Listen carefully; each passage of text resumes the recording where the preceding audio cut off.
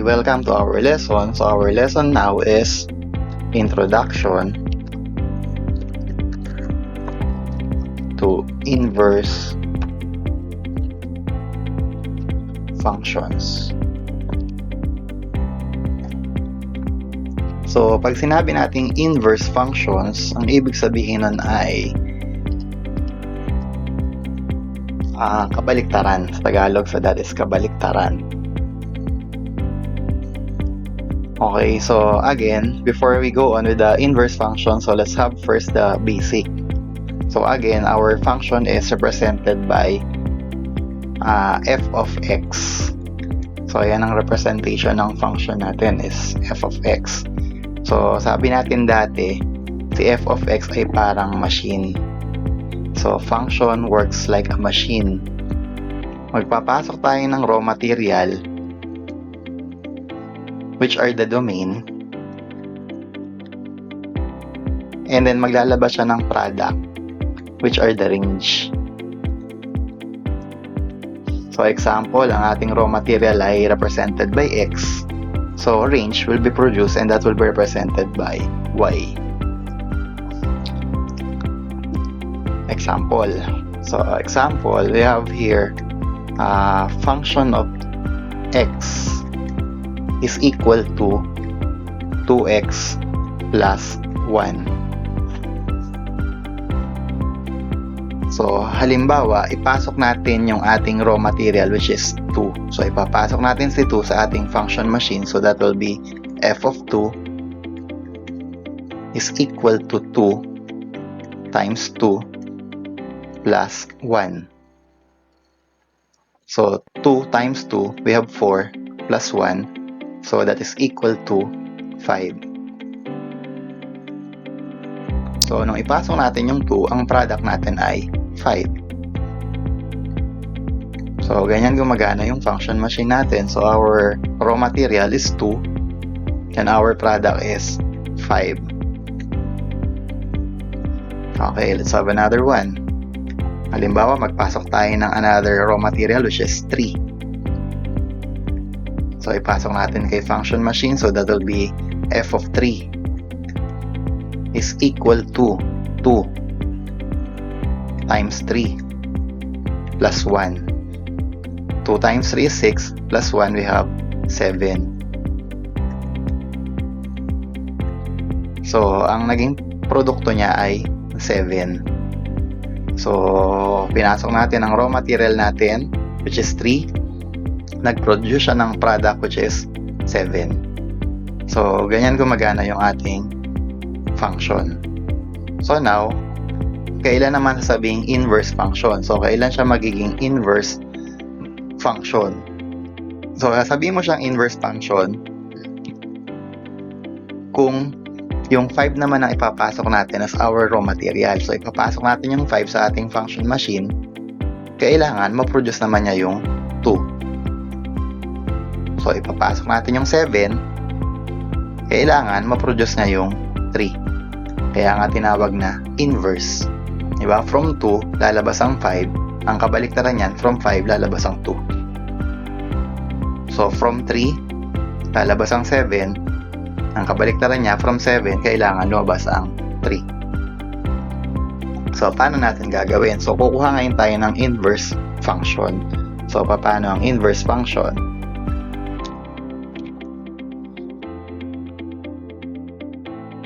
So, again, let's go back with our given function. So, ang given function natin kanina ay f of x is equal to 2x plus 1. So, kailangan natin kumuha ng inverse function that will be represented by f to the negative 1 exponent of x. So, ito ang representation natin ng inverse function. So, inverse function will be represented by these variables. So, f to the negative 1 of x. Pero ang basa natin dyan is inverse function. So, paano natin i-convert na maging inverse function yung ating original function? So, as we recall, si f of x is also equivalent to y. So it can also be represented by y. So first thing to do is to change f of x into y. So tatanggalin natin si f of x, papalitan natin ng y. So now this will become y is equal to 2x plus 1.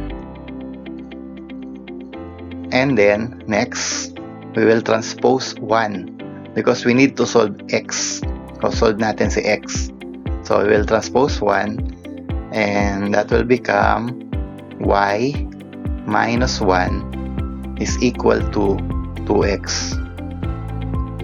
And then we need to remove 2. So kailangan nating tanggalin yung 2 dito. Para matanggal siya, nagamit tayo ng division method. So we will divide both sides to 2. So this is divided by 2. And then the other side will be divided by 2. So cancel, matitira ay x. And x is equal to y minus 1 over 2. And then baliktarin lang natin. So baliktarin lang natin siya. So x is equal to y minus 1 over 2. And then next procedure, so interchange natin yung x and y. Pagpalitin natin yung x and y. Pagpapalitin lang, walang gagawing iba. So that will be y is equal to x minus 1 over 2. And then we will replace y with our inverse function. So kasi y, ipapalitan natin ng f to the negative 1 of x to negative 1 power of x. So the final answer will be inverse function of x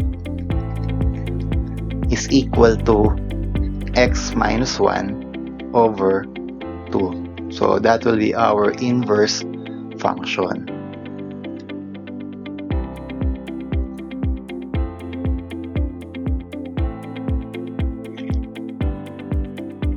Okay, so paano ngayon yan?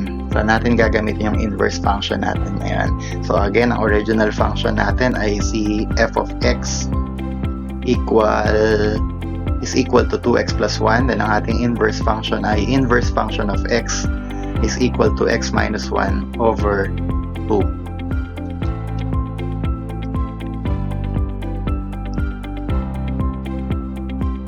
So i-test natin yung ating inverse function. So original function natin is f of x is equal to 2x minus 1.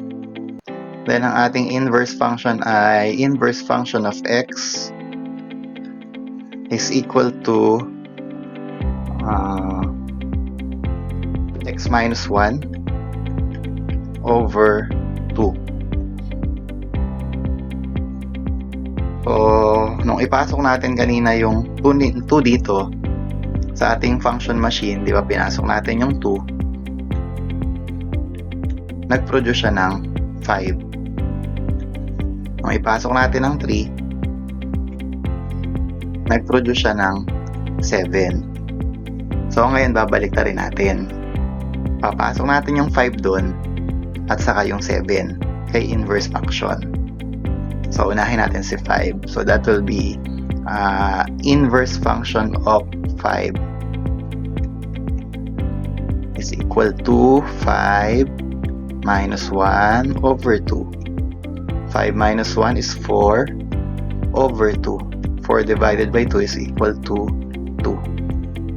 So, lumabas ngayon si 2. Diba? Kaya nga inverse eh. Binaliktad mo. Nung pinasok mo si 5, lalabas si 2. Next, pasok natin yung 7. So, we have inverse function of 7 is equal to 7 minus 1 over 2. And 7 minus 1 is equal to 6 divided by 2. And that will be equals to 3. So, nung ipasok natin ang 7, napalabas natin ang 3. Okay? So, that is how inverse functions work. Diba? We have our original function. Ito yung original function natin. And then, ito ang kanyang inverse function.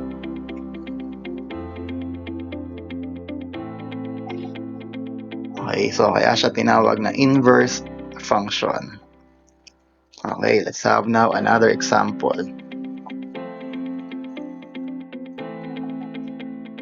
Now, let's have another example. So, second example will be f of x is equal to x minus 1. So, we will get, the procedure is to get the inverse function of our original function of our given function. So, kukuha tayo ng inverse function. So, how? So, first, replace f of x with y. Palitan natin si f of x ng y. So, that will be y is equal to x minus 1. And then, we will transpose negative 1 to the other side of our equation. So, we'll have here y plus 1 is equal to x. Then, pagbaliktad natin. So, x is equal to y plus 1. And then, next thing to do, interchange natin si x and y. So, we have now y is equal to x plus 1. And then, tanggalin si y, palitan natin ng representation for our inverse function. So, our inverse function will be inverse function of x is equal to x plus 1. So, our inverse function is x plus 1.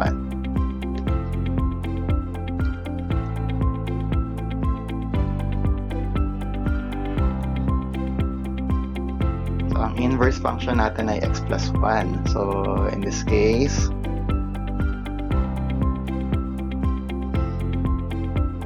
ang katumbas niya sa inverse function ay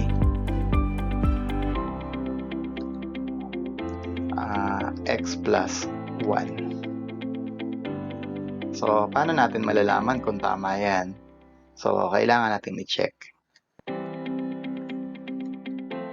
So, let's check if our answer is correct. Paano check? So, we will assign a certain number for x sa ating original function, and then the resulting answer will be replaced to our inverse function. So, example, gamitin na lang natin si 1 para madali. So, f of 1 is equal to 1 minus 1. And 1 minus 1 is 0. So, ngayon, ipapasok natin yung 0 doon sa ating inverse function. So, pasok natin yung 0 kay inverse function. Kailangan ang lalabas na answer ay 1. Sir, pwede ba kahit anong numero lagay dyan? Po, pwede. Siyempre, pinadali ko lang kaya 1 ang ginamit ko. Okay, so we'll have the inverse function now. So, the inverse function of negative or inverse function of x is, wag na 6. Gawin na natin siyang inverse function of 0. So, inverse function of 0 is equal to 0 plus 1. And 0 plus 1 is equals to 1. So, yun yung inverse function natin. Nung ipasok mo si 1 sa original function, naglabas siya ng 0. Sa inverse function naman natin, nung ipasok mo ang 0, obligadong maglabas siya ng 1. Kasi yun ang kabaliktaran niya.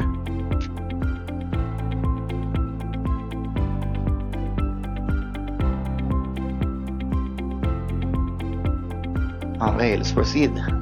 Let's have another example.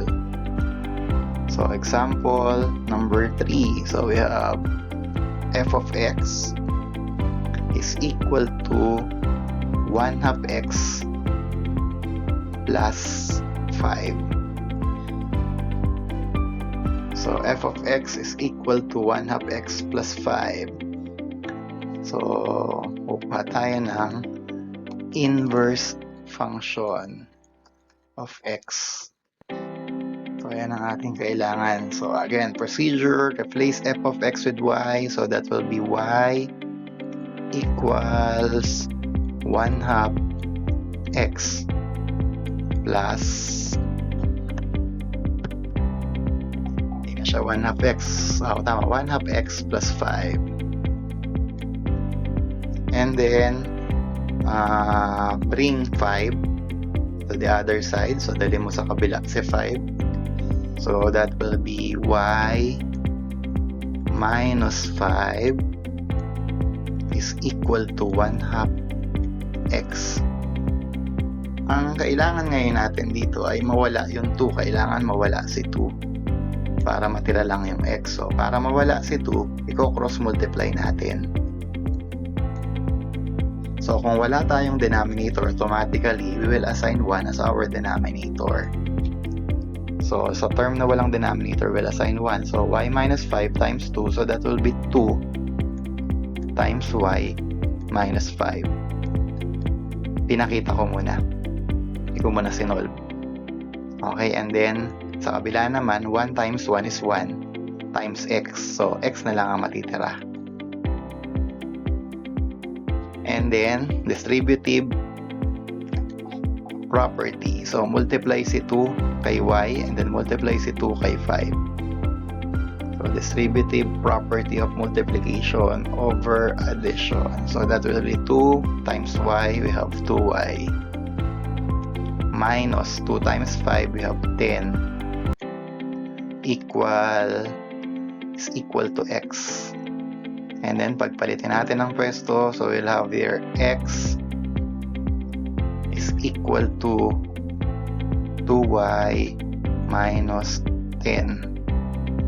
And then, next part, so interchange natin si x and y. So, pagpapalitin natin si x and y, so ito yung karugtong natin. So, that will be y is equal to 2x minus 10. And then last procedure, tanggalin si y, palitan ng inverse function symbol. So, ang inverse function symbol natin is f to the negative 1. So, inverse function yung basa. So, inverse function of x is equal to 2x minus 10. So, therefore, the inverse function equivalent of our given function is 2x minus 10.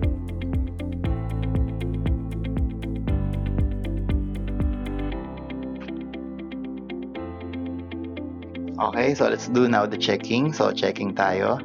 So, kunin natin si f of 2. So, f of 2 is equal to 1/2 times 2 plus 5. So, 1 times 2 is 2 divided by 2. So, that will be 1. Then plus 5. So, that is equal to 6. And then, so, let's check the answer in our inverse function. So, we have inverse function of 6 is equal to 2 times 6 minus 10. 2 times 6 is 12. Then minus 10, we have 2.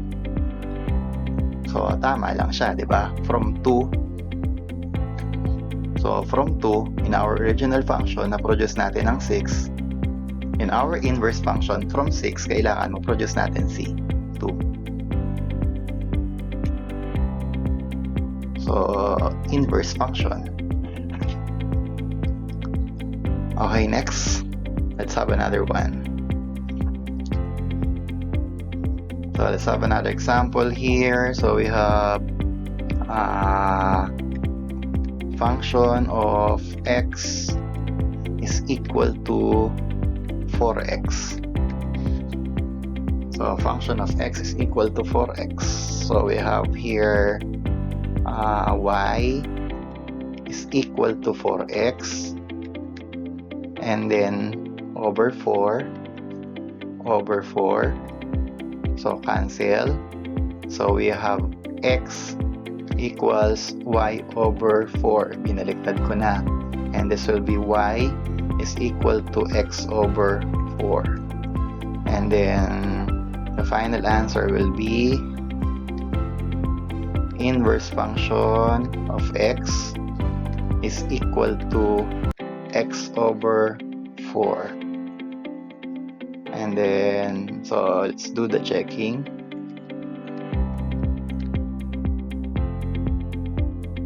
Okay, so let's do our checking. So we have f of 1 is equal to 4 times 1, and that is equal to 4. And then inverse function of 4 is equal to 4 divided by 4, and that is equals to 1. So from 1 we have 4, and from 4 we have 1. So that is our inverse function. And that will be all for now.